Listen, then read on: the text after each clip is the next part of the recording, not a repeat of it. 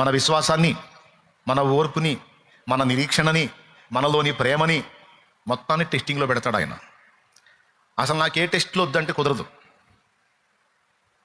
ఎందుకంటే దేవుడు మనకి ఇవ్వాలనుకునే ఆశీర్వాదము ఇహమందును పరమందును కూడా ఉండేటట్టు చూసుకుంటాడు ఆయన. మనం భూమి మీద పరీక్షకు నిలబడితే దాని ఫలము ఈ భూమి మీద వరకే కాదు, మనకు నిత్యత్వంలో కూడా దొరికిద్ది. మీకు తెలియాలి ఆ సంగతి.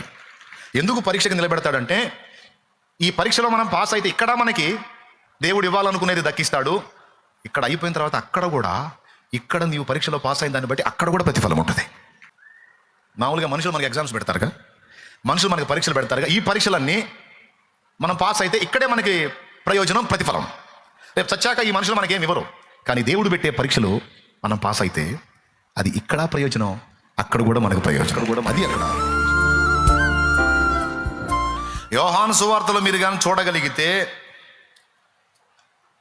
ఏమి చెయ్యని ఎరిగి ఉండి తాను తెలుసు, యేసయ్యకి తెలుసు, ఏం చేయాలో యేసయ్యకి తెలుసు. అయినా సరే ఫిలిప్పుని అడిగాడు, ఇంతమందికి రొట్టెలు ఎక్కడి నుంచి తెద్దాం? యోహాను సువార్త 6వ అధ్యాయము 5వ వచనం చదువు నాయనా. చూడండి నాయన, తొందరగా చూడండి. కాబట్టి యేసు కనులెత్తి బహుజనులు తన ఎద్దుకు వచ్చుట చూచి, వీరు భుజించుటకు ఎక్కడి నుండి రొట్టెలు కొని తెప్పింతుమని ఫిలిప్పు అడిగాను గాని. ఎవరిని అడిగాడు? ఫిలిప్పును అడిగాను గాని. ఆయనకు తెలియదా వీళ్ళకి రొట్టెలు ఏడదేవాలో? చూడండి అక్కడ ఏం రాసి ఉంటుందో. ఏమి చేయనై ఉండెనో తానే ఎరిగి ఉండి అతన్ని పరీక్షించుటకు అలాగడిగాను. అది ఏమి చేయవలెనో తాను ఎరిగి ఉండి అతన్ని పరీక్షించుటకు అలాగడిగాను. చూడండి ఆయన ఏం చేస్తున్నాడో. ఫిలిప్పు, ఇంతమంది ఉన్నారు, వీళ్ళకి ఆహారం పెట్టి పంపించాలి, ఇంతమందికి రొట్టెలు ఎక్కడి నుంచి తెప్పిద్దాం? ఏం చేద్దాం? పెద్ద చిక్కొచ్చి పడిందే. ఏం చేయాలో యేసయ్యకి తెలిసి కూడా అతన్ని పరీక్షించుటకు అలాగడిగాను. పరీక్షించడానికి అడిగాడట. అబ్రహామును పరిశోధించాడట, ఫిలిప్పును పరీక్షించాడట. గిద్యోన్ దగ్గర ఏమంటాడో తెలుసా? నేను వారిని పరిశోధించున్నట్లు నీళ్ల దగ్గర వాళ్ళని నీళ్లు త్రాగటానికి నువ్వు ప్రేరేపించమన్నాడు. న్యాయాధిపతుల గ్రంథం తీసుకో. పరిశోధించే దేవుని సంతానం, దేవుని పిల్లలం మనం. మన తండ్రి ఎవరో తెలుసా? మనల్ని పరిశోధించేవాడు, పరీక్షించేవాడు. చూడనాయనా, న్యాయాధిపతుల గ్రంథము 7వ అధ్యాయము 4వ వచనం చదువు. 10,000 మంది నిలిచి ఉండగా యెహోవా, ఈ జనులు ఇంకా ఎక్కువ మంది, నీళ్ల యొద్దకు వారిని దిగజేయము, అక్కడ నీ కొరకు వారిని శోధించెదను. ఇతడు నీతో కూడా పోవలెనని నేను ఎవని గూర్చి చెప్పుదునో వాడు నీతో పోవలెను, ఇతడు నీతో పోకూడదని ఎవని గూర్చి నీతో చెప్పుదునో వాడు పోకూడదని గిద్యోనుతో సెలవిచ్చెను. ఏం చేశాడు అక్కడ? నానా గిద్యోను, వీళ్ళు 10,000 మంది ఉన్నారు, కానీ ఈ 10,000 మంది కూడా ఒరిజినల్ సరుకు కాదు నాన్న, డమ్మీ సరుకు ఇది. ఇందులో ఎవరు నీకు యోగ్యులో ఎవరు నీకు అయోగ్యులో నేను డిసైడ్ చేస్తానో, నేను టెస్ట్ చేస్తానన్నా, నువ్వు వాళ్ళని నీళ్ళ దగ్గరికి తీసుకెళ్ళమ్మా అన్నాడు. మన దేవుడు ఎవరో మీరు చెప్పండి. అందరు చెప్పాలి గట్టిగా. పరిశోధిస్తాడు, పరీక్షిస్తాడు. ఈ 3 చోట్లేనా? ఇంకా ఎక్కడన్నా ఉందా? పేతురు రాసిన మొదటి పత్రిక 1వ అధ్యాయము, పేతురు రాసిన మొదటి పత్రిక 1వ అధ్యాయము 6-7 వచనాలు. నిద్ర వచ్చిన వాళ్ళు స్తోత్రం చెప్పండి. చూడండి.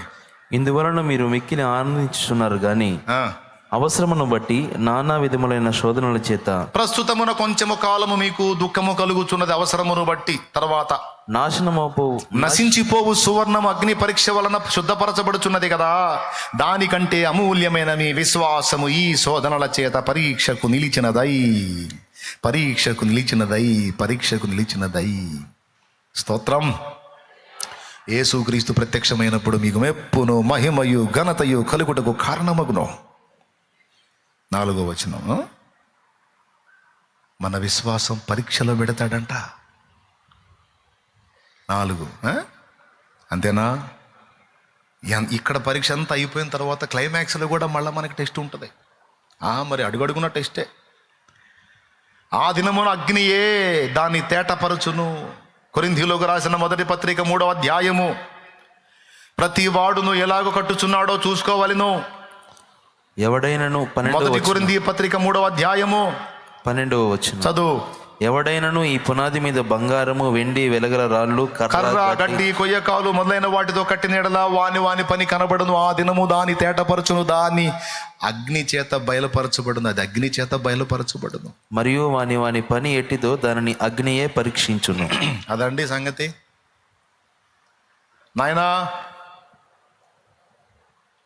మన విశ్వాసాన్ని, మన ఓర్పుని, మన నిరీక్షణని, మనలోని ప్రేమని మొత్తాన్ని టెస్టింగ్లో పెడతాడు ఆయన.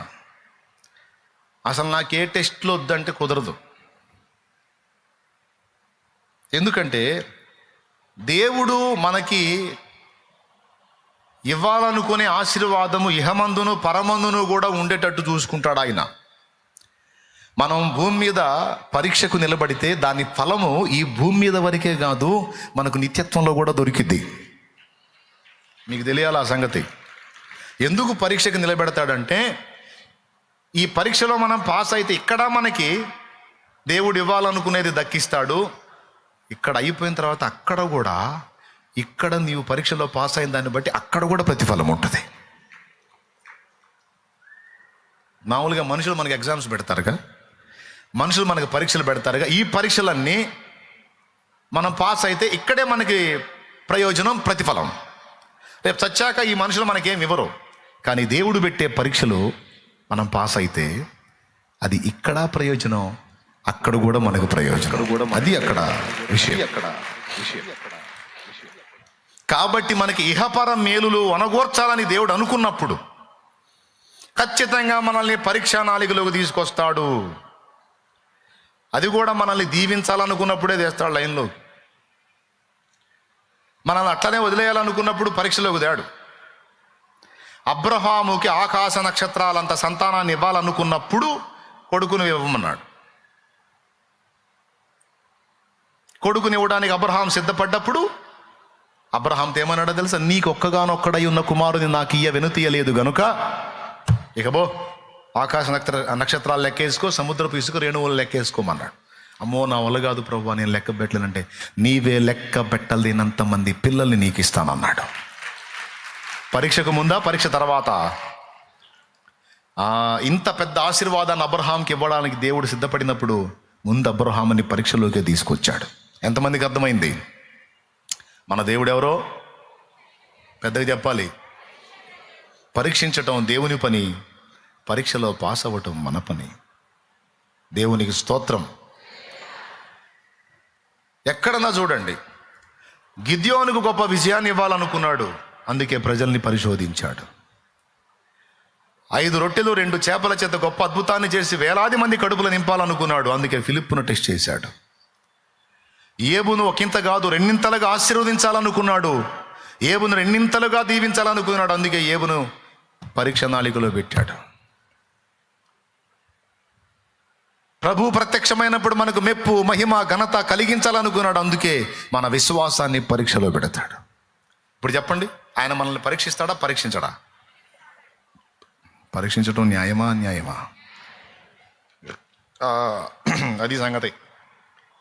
మరి పరీక్షలో మనల్ని ఉంచినప్పుడు, మరి మనం మొత్తుకున్నప్పుడు జవాబిస్తే అట్ట? అర్థమైందా? ఏం చేద్దాం? క్లాసు దాకా తీసుకొస్తాడు నాన్న. క్లాస్ గదిలోకి పంపించిన తర్వాత ఇక నాన్న కనపడ్డం. మా వాడి దగ్గర నేను ఉంటానండి, నా దగ్గర ఏం కాపీలు లేవండి, నేను మా వాడి దగ్గర జస్ట్ నిలబడతాడు భయపడకుండా. అప్పుడు అందరు రావాల, తండ్రులు అందరు, పాప చూశారు కనుపా.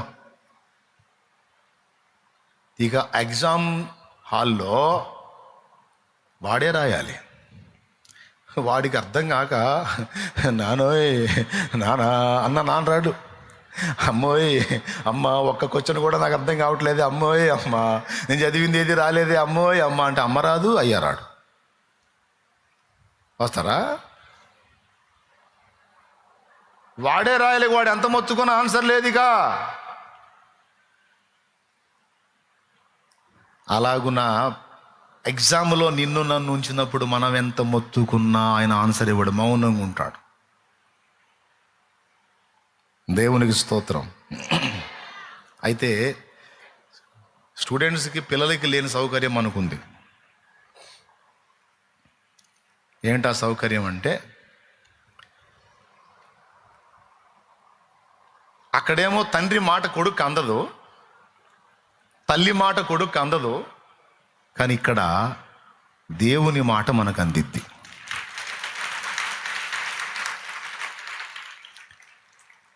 అర్థమైందా? నీవు పరిశోధనలో ఉన్నావు, నువ్వు పరీక్షింపబడుచున్నావు, కొంచెము మట్టుకు తాళుకో.